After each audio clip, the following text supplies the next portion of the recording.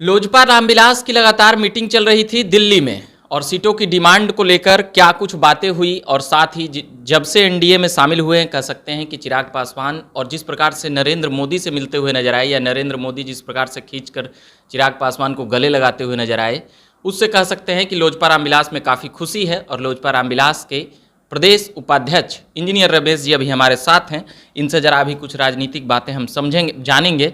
तो क्या क्या चीज़ चल रही है अभी इनकी पार्टी में और क्या क्या डिमांड हैं। सर पहले तो जिस प्रकार से रमेश जी आप लोगों की पार्टी की बैठक हुई, मीटिंग हुई, कितना सीट का दावा किए हैं आप लोग? देखिए, हम लोग सिर्फ सीट के लिए एनडीए में शामिल नहीं हुए हैं। तो 6-1 का दावा है। हमारी पार्टी सिद्धांतों के आधार पर समझौता करती है। हमारी पार्टी नीतियों के आधार पर गठबंधन करती है। सीट कितना मिलेगा, कब मिलेगा, ये इसके लिए हमारे राष्ट्रीय अध्यक्ष आदरणीय श्री चिराग पासवान जी अधिकृत हैं।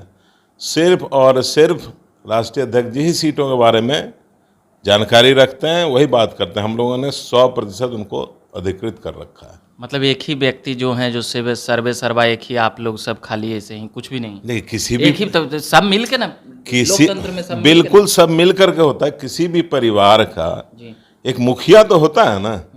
हम लोगों ने सारे परिवार बैठ करके एक मुखिया को अधिकृत कर दिए। जो हमारे पार्टी का, हमारे परिवार का मुखिया है, वो ये डिसाइड करेंगे कि भाई कितनी सीटों पर। कितना सीट मांगे आप लोग, जिससे कुछ बताइएगा ना। आपको बार बार ये चीज मैं कह रहा हूँ, सीट मांगने का अधिकार मेरा नहीं है। हम लोगों ने पार्टी की ओर से सब पे चल रहा है। 6 लोकसभा मांगे हैं, 1 राज्यसभा, इतना एकदम डन।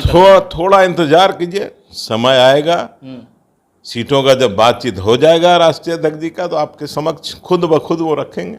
अच्छा, अभी जिस प्रकार से और भी 38 दलों की जो बैठक हुई, उसमें क्या कुछ नई बातें निकल कर आई?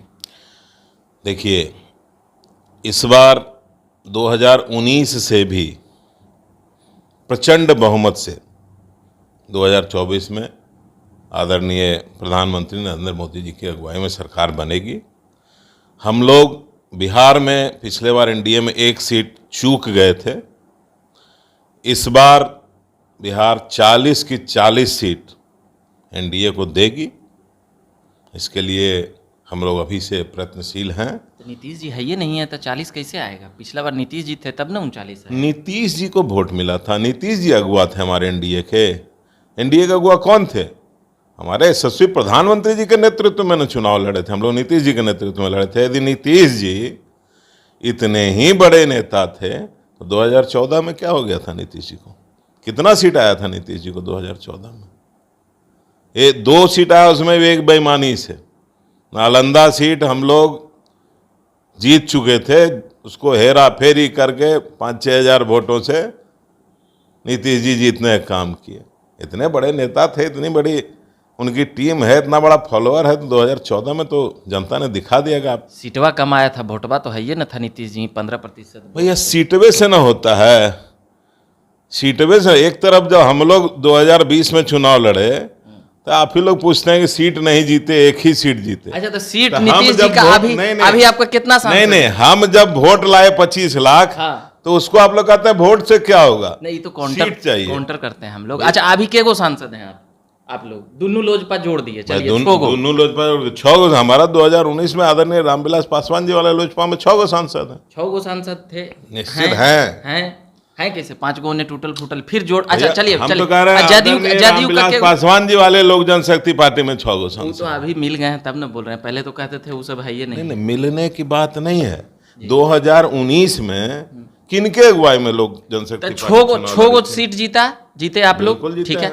जदयू के वो जीती थी भाई। जदयू भारतीय जनता पार्टी के साथ थी तब न जीती। हम तो वही कह रहे, अकेले लड़के कितना जीता? तो फिर हम चल जी वो 2009 वाला में कि के वो था लोजपा के सांसद। अरे 2009 में तो हम दूसरे गठबंधन में थे।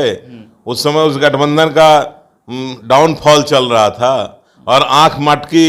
उस समय लालू जी गठबंधन में थे, लालू जी ने आंख मटकी चला दिया था, इसीलिए तो हम 2014 में छोड़े। 2014 में हमारे तत्कालीन राष्ट्रीय अध्यक्ष जी अपने उस समय के राष्ट्रीय अध्यक्ष जी से बातचीत करके इन्होंने ही निर्णय लिया कि हम लोगों को एनडीए में जाना चाहिए। चूंकि यूपीए में रह करके भी हम लोग को 2009 में यूपीए वाले ने धोखा दिया था, इसलिए हम लोग एनडीए गठबंधन में आए थे ना। जी, अभी बात यह है कि पांचों सांसद को आप अपना मानते हैं। भैया क्या अपना क्या पराया, आप पहले तो पराया, सब अपना, कोई पराया नहीं है, सब अपना है। जदयू भी अपना है, आरजेडी सब हमारे संस्थापक स्वर्गीय रामविलास पासवान जी के नाम पर, आदरणीय नरेंद्र मोदी जी के नाम पर सब जीत करके आए हैं, तो निश्चित रूप से वो हमारी पार्टी के ही अंग थे। चाचा जी को अपना लिए ना। देखिए, चाचा जी हमारे राष्ट्रीय अध्यक्ष हमेशा से कहते रहे हैं, हमारे गार्जियन हैं, अभिभावक हैं, अपनाना छोड़ना कहाँ है, छोड़ा कहाँ था कि अपनाने की बात। इतना बात हो गया, कार्यालय से लेके सब कुछ। बिल्कुल कुछ भी नहीं हुआ। हमारे राष्ट्रीय अध्यक्ष जी का आप स्टेटमेंट कई बार सुने होंगे, नहीं तो सुन लीजिएगा। हमेशा से आदरणीय पशुपति कुमार पारस जी को सम्मान दिए हैं और सम्मान देने का काम के, कभी कोई आज तक तो हाजीपुर छोड़ दीजिए सम्मान में, कोई आज तक अपमानजनक टिप्पणी पशुपति पारस जी के खिलाफ में हमारे अध्यक्ष जी ने नहीं किया है। तो हाजीपुर का दावा काहे कर रहे हैं? अब उनका मतलब जो सीट है उनका लड़ते हैं पारस जी। हाजीपुर का छोड़ दीजिए। नहीं, हाजीपुर का दावा हम इसलिए कर रहे हैं कि भाई हमारे संस्थापक का जो अधूरा सपना था, लंबे समय तक अभी उसको हमको लेकर के जाना है, पूरा करना। ऐसा नहीं कि 2 साल 4 साल में पूरा हो जाए, क्योंकि बहुत बड़े बड़े सपने उन्होंने देखे थे, कुछ पूरा किए, कुछ अभी बाकी है।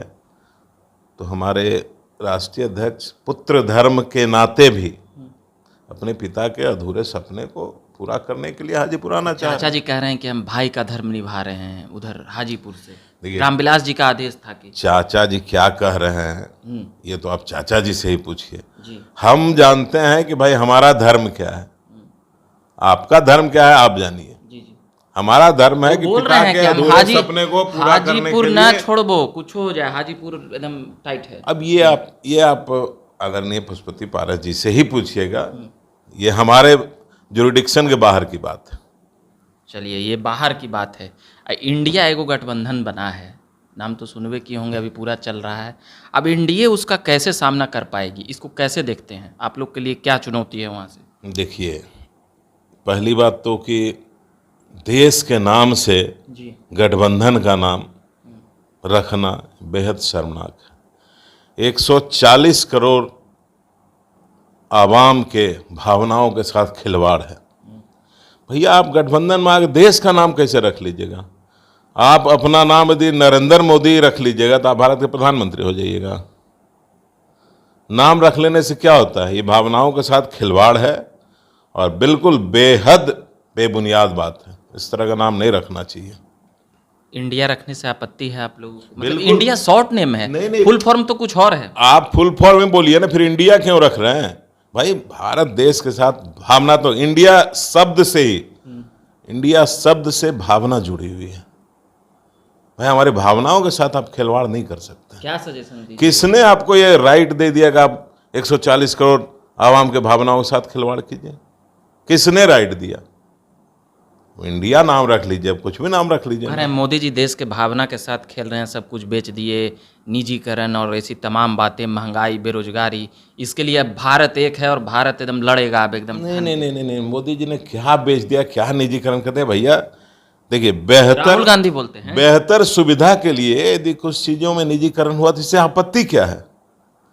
भाई, आपको निश्चित रूप से पहले से बेहतर उसमें सुविधा मिल रही है, तो आपत्ति क्या है? आप 70 साल में क्या किए? अब अपना गाथा देखिए ना, आप 70 साल में क्या किए पब्लिक को बताइए ना। हमारे 9 साल में तो आदरणीय नरेंद्र मोदी जी के नेतृत्व में देश का बहुआयामी विकास हुआ। आप हमारे विदेश नीति को देखिए, विदेशों में भारत का परचम लहरा रहा है। आपने क्या किया 65-70 साल में? आप अपना तो जानकारी दीजिए। अच्छा, जो विपक्षी वोटों का बिखराव था, अब तो वो एक हो गया ना, आप लोग से थोड़ा सा ज़्यादा वोट, जैसे 26 गो जो दल है, 26 गो में आप लोग से ज़्यादा मजबूत है। आप लोग तो 2-3 गो पार्टी सांसद वाले हैं। एगो मैंने पहले भी कहा था, जी, मेढक को तौलना और विपक्षी एकता दोनों लगभग एक समान है। कभी एक तराजू मेढक तौला नहीं जाता है। जी भाई, 2 को रखिएगा तो 1 कूद जाएगा, 4 को पकड़ के लाइएगा फिर 2 कूद जाएगा। पहली बार जब पटना में मीटिंग हुई उससे तो 3 इनके निकल लिए। दूसरी बार जब वहाँ मीटिंग हुई, वहाँ से आने के बाद बिहार की ही बात लीजिए तो नीतीश जी लालू जी में मतलब जो फेस एक्सप्रेशन देखने पे पता चलता है कि बहुत अच्छी मीटिंग वहाँ की रही नहीं। नीतीश जी नाराज हैं। मेरे अंदाज से जहाँ तक मैं समझता हूँ, जहाँ तक मैं फेस रीडिंग कर पाता हूँ, नीतीश जी का जो फेस अभी दिख रहा है 100% नाराजगी वाला फेस है। भाजपा चुनाव के समय ले आएगी नीतीश जी को। भाजपा क्या करेगी नहीं करेगी तो आप लोग हड़बड़ा जाइएगा एकदम सीटों क्यों? को। किस बात का हड़बड़ी करेंगे भैया? हम नीतीश कुमार जी से गठबंधन थोड़े ना किए हैं, हम भारतीय जनता पार्टी के साथ गठबंधन करके एनडीए में हैं। नीतीश जी से क्यों हड़बड़ा जाएंगे? इनका कौन सा लोकप्रियता बढ़ रहा है? दिन प्रतिदिन इनकी लोकप्रियता घटती जा रही है। जहां भी जा रहे हैं इनके ऊपर लोग, मतलब नालंदा में ही पत्थर चलाया था ना, गृह जिला में इनको पत्थर चलाने का काम किया इनकी रैली पर। नीतीश जी से क्यों डरेंगे? नीतीश जी की लोकप्रियता और चिराग पासवान जी की लोकप्रियता में आसमान जमीन का आज की डेट में फर्क है।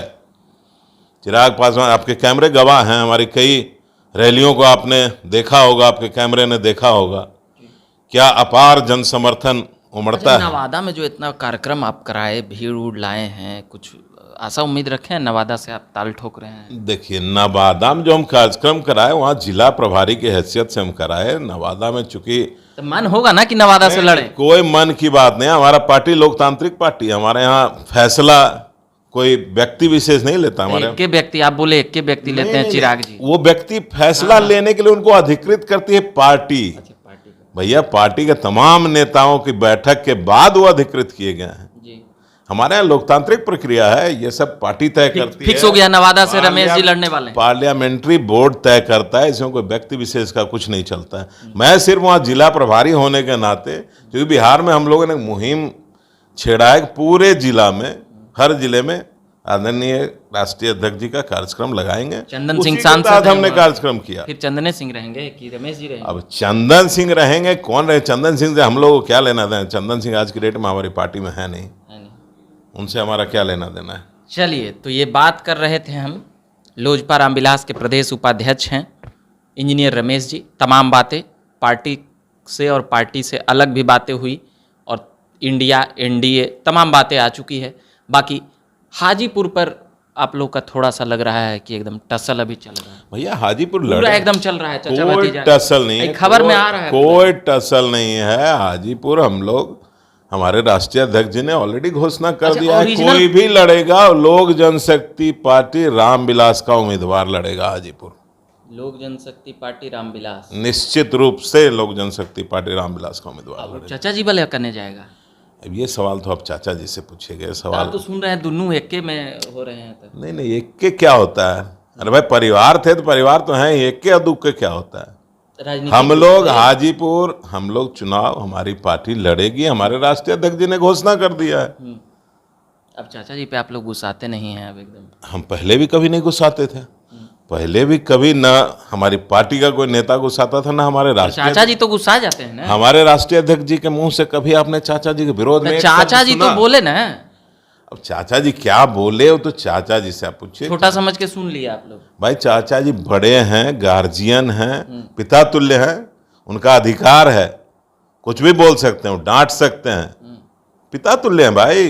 हाजीपुर दे ना दीजिए भाई उनको, क्या है आप लोग? अरे भैया, हाजीपुर हम देने वाले कौन होते हैं? हाजीपुर हमारे राष्ट्रीय अध्यक्ष जी के पिताजी का निशानी है। हाजीपुर को लोग आदरणीय रामविलास पासवान जी के नाम से जानता है, और रामविलास पासवान जी को हाजीपुर के नाम से जानता है। इसलिए हाजीपुर से हम लोग का एक व्यक्तिगत और इमोशनल अटैचमेंट है। हाजीपुर के उस इमोशनल अटैचमेंट से हम अपने आप को, हमारी पार्टी दूर नहीं कर सकती। चलिए, ये बातें तय हो गई कि हाजीपुर से चिराग पासवान ही लड़ेंगे। बाकी और तमाम बातें और खबरें देखने के लिए बिहार पॉलिटिकल अपडेट्स हम लगातार लाते रहते हैं झकास भारत के जरिए। अभी हमारे साथ बात कर रहे थे लोजपा रामविलास के प्रदेश उपाध्यक्ष इंजीनियर रमेश जी। मेरा नाम रविकांत हुआ। धन्यवाद।